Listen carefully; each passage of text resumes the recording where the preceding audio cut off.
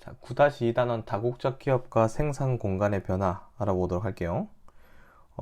일단은 이 단원에서는 특징이 다국적 기업이 뭔지를 알아둬야 되고, 다국적 기업에서 이제 존재하는 본사, 연구소, 그다음에 공장, 이런 것들이 어떤 나라에서 주로 발생을 하고 어떤 변화가 있는지에 대해서 배우는 단원입니다.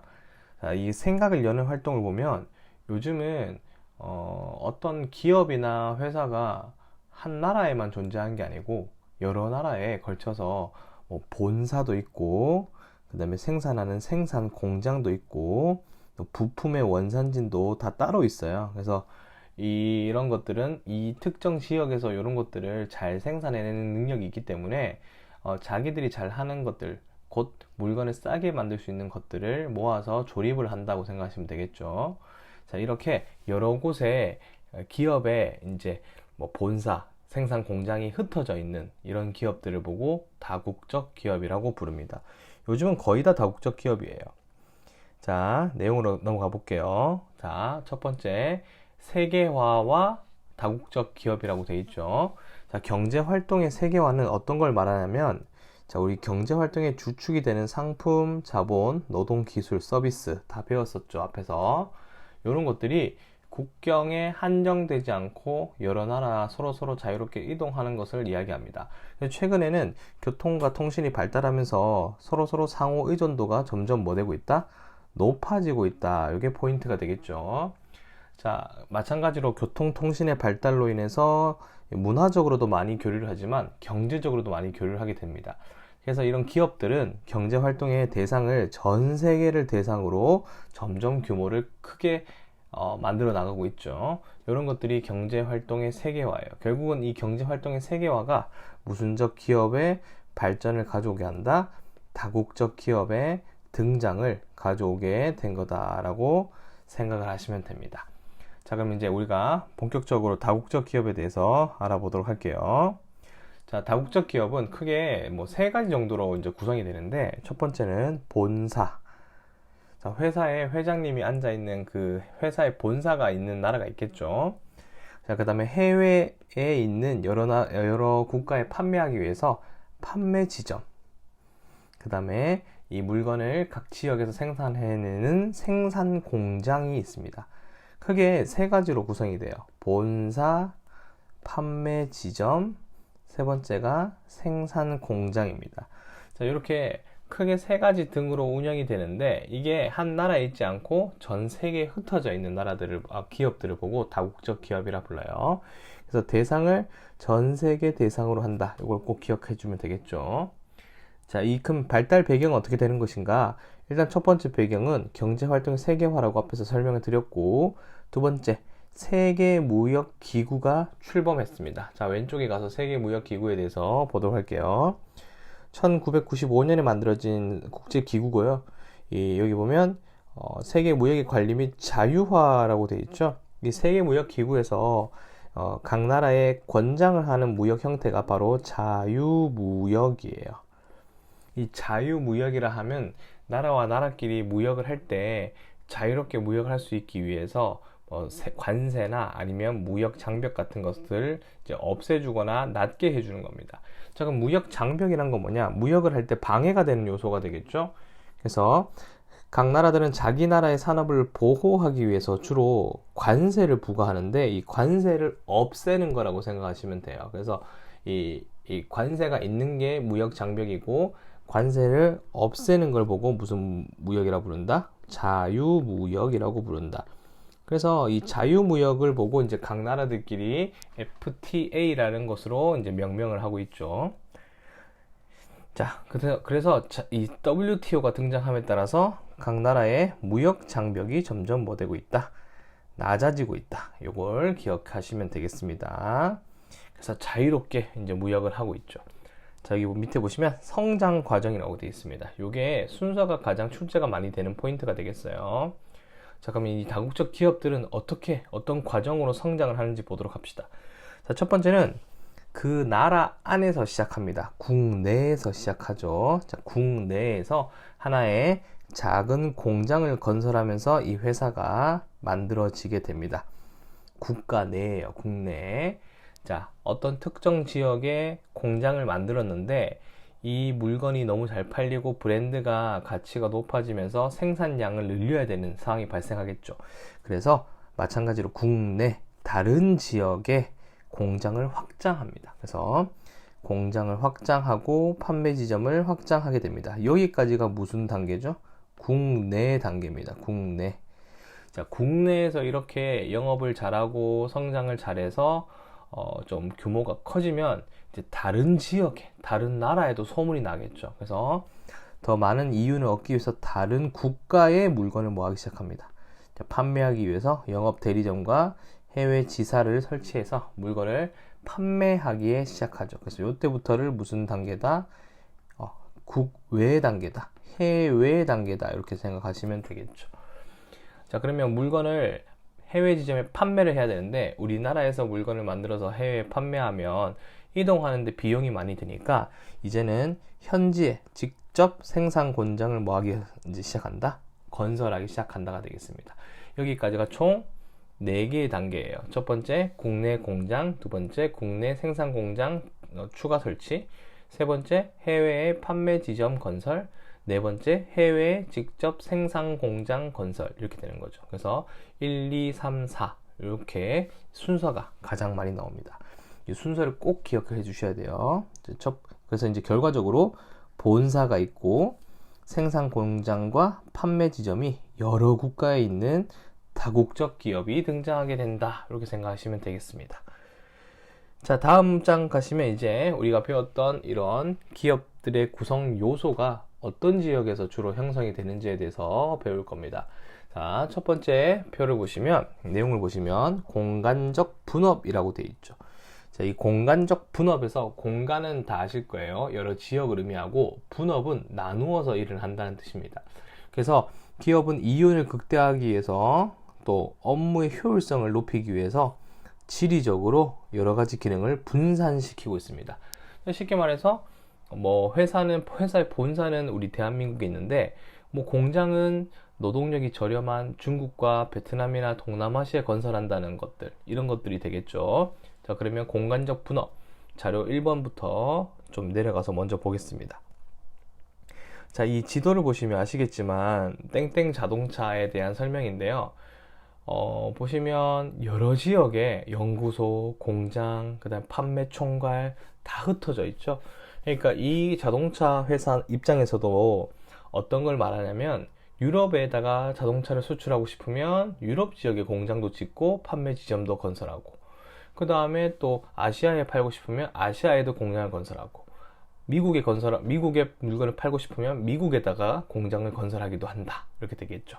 이런 식으로 공간적으로 분업을 이룩하고 있다라고 생각하시면 되겠습니다. 자, 그러면 위에 내용을 보시고 마지막으로 정리를 할게요. 자, 첫 번째. 자, 본사는 주로 어디에 위치하는가가 중요하죠. 자, 본사는 막대한 정보가 필요하죠. 또 엄청난 양의 자본을 필요로 하니까 다양한 정보와 자본을 확대하는데 유리한 지역. 바로 어느 지역이 되겠죠? 선진국이 되겠죠. 그래서 회사의 다국적 기업의 본사는 주로 어디에 있다? 선진국에 위치하고 있다. 물론 개발도상국에 본사가 있을 수도 있습니다. 그 다음에 연구소는 똑똑한 사람들이 필요하겠죠. 그래서 좀 고급 인력이 풍부한 지역. 이것도 마찬가지로 어디에 주로 위치한다? 선진국에 주로 위치한다는 것을 알 수가 있습니다. 그래서 본사 연구소는 주로 어디에 있다? 선진국에 있다. 이걸 기억해 두시고, 자, 이제 공장이 중요한데, 우리 공장은 여러분들이 이제 노동력이 저렴해야 되니까 주로 개발도상국에 위치한다고만 외우시면 안 돼요. 자, 맞습니다. 첫 번째, 생산 비용을 줄이기 위해서 주로 어디에 있다?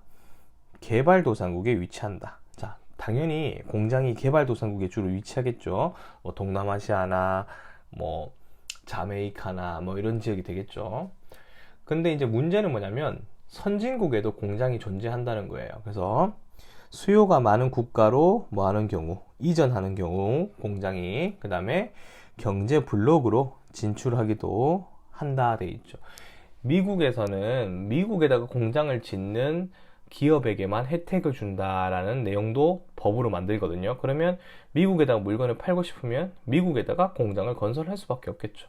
그런 걸 보고 이제 경제 블록에 진출합니다. 이렇게 돼 있는데 밑에 보시면 무역 장벽을 극복하기 위함이다. 이렇게 정리할 수 있겠죠. 자, 그래서 결론. 공장은 개발도상국에도 있을 수 있지만 선진국에도 이제 그 문제점을 해결하기 위해서 공장을 건설하는 경향도 있다라고 보시면 되겠죠. 다시 자료 1번 문제의 지도를 보시면, 자, 여기 보시면 멕시코에 이제 공장이 있는 게 보이죠, 맞죠? 그리고 뭐 중국에도 공장이 있고, 그 다음에 동남아시아에도 공장이 있고, 유럽 지역에도 공장이 있죠. 이렇게 전 세계의 공장이 퍼져 있습니다. 물론 선진국에도 공장이 있을 수 있다는 걸 기억해 두시고, 빨간색을 보시면 현지에서 생산하는 경향도 있죠. 그래서 이런 식으로 꼭 공장이 개발도상국에만 있는 게 아니고 이 현지에도 공장이 존재할 수 있다. 이걸 꼭 기억하셔야 돼요. 자, 오른쪽에 내용을 보시면 우리나라의 자동차 회사였네요. 자, 본사는 우리나라에 있어요. 자, 그런데 연구소, 생산 판매 법인과 생산 공장이 전부 다 해외에 걸쳐서 여러 지역에 있습니다. 공장의 경우 주로 어디에 있지만 여기 개발도상국에 주로 존재합니다. 하지만 선진국에 이전하기도 하는 경우도 있죠. 공장과 현지 판매, 그 다음에 무역 장벽 극복하기 위해서 이제 선진국에 위치할 수도 있습니다. 그래서 주로는 어디에 있지만 개발도상국에 있지만 공장이 이 선진국이나 다른 지역으로 이전할 수도 있다. 이런 내용을 꼭 기억해 두시면 돼요. 자, 이제 위로 올라가서 마지막 내용 보고 마무리하도록 하겠습니다. 자, 그럼 이제 우리가 배웠던 뭐 본사나 그 다음에 공장이나 그 다음에 연구소 같은 것들이 어떠한 특성을 가지는지 볼 건데, 그 중에 가장 중요한 거는 공장이에요. 자, 그래서 공장에 집중하시면 됩니다. 자, 첫 번째. 자, 생산 공장이 해외 이전으로 인한 변화입니다. 자, 생산 공장이 원래 우리나라에 있었는데 이게 해외로 이전하면 어떤 일이 발생하는지를 보도록 할게요. 첫 번째, 공장이 있던 기존의 변화. 자, 공장이 빠져나간 지역이 되겠죠. 있다가 사라진 지역. 자, 그러면 공장이 있다가 빠져나갔으니까 공장터가 비어 있겠죠. 그래서 여기 보시면 산업 공동화 현상이라고 해서 공장이 뭐 되는 경우? 비어버리는 경우가 되겠습니다. 비어버리는 경우. 자, 우리 구미에도 공장이 있는데 그 공장이 다른 지역으로 이전을 하게 되면 그 공장에서 근무를 하던 사람들도 같이 다른 지역으로 이동을 하겠죠. 또는 이동하지 못하는 사람들은 실업자가 돼버리는 실업률 증가와, 또 이 실업률 증가가 되면 지역 경제가 침체되겠죠. 뭐 돈을 못 버니까 뭐 마트도 잘 못 갈 거고, 맞죠? 그러면서 지역 경제가 침체될 수 있습니다. 자, 오른쪽에 산업 공동화 현상을 다시 한번 보시면 지역의 기반을 이루던 산업이 국제 경쟁력을 상실하여 없어지거나 해외로 이전됨으로써 국내에 공백이 생기는 현상이라고 되어 있죠. 그래서 쉽게 말하면 공장이 이 효율성을 찾아서 다른 지역으로 이동하는 거예요. 지금 구미 지역에 있는 공장도 수도권으로 많이 이전을 했는데, 그래서 이제 과거에 비해서 구미 지역이 좀 경제가 좀 침체되고 있다, 이런 뭐 결과도 보이고 있죠.